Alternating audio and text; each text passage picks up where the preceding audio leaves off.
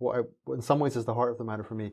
So you've spoken about dialogos. Yes. As a diabetic, I know that dia doesn't mean two; it means sort of more like through. Or, and I think it's commonly misunderstood. People hear dialogos and they assume, or dialogue, and they assume it's about two people. But you're really talking about something going through you. Yes. And so the word dialogos, you'll explain it better than me, but it's the logos coming through the conversation. Exactly. So.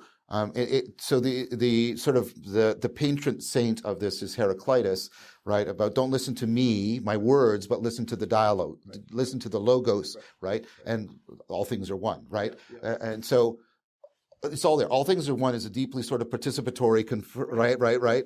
And there's about the connectedness, and then he's talking about. The speech is actually like, it's something, and there's a through line going through the speech, and that's the logos. Something is gathering in the words all of this stuff we've been talking about, all this ability, all this intelligibility, and it's taking on a life of its own.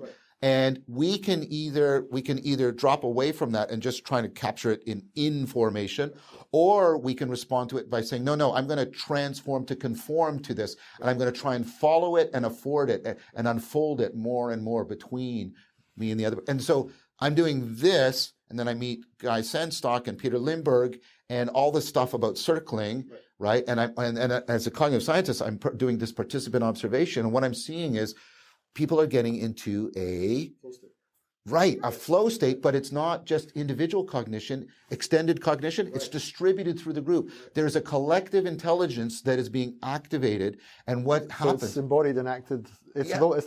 It's all of them, it's the works. And what's happening is I'm also seeing people from all different backgrounds, mostly secular, and first of all, they discover this profound kind of non-sexual, non-familial intimacy. But it's an eros, right, but it's not... that eros, but... So they get that, and then what happens? And we just did a workshop, Guy and Chris and I. What happens is what can happen is they can go from this kind of intimacy to a triangulation. You and I also start to feel intimate with that logos, right?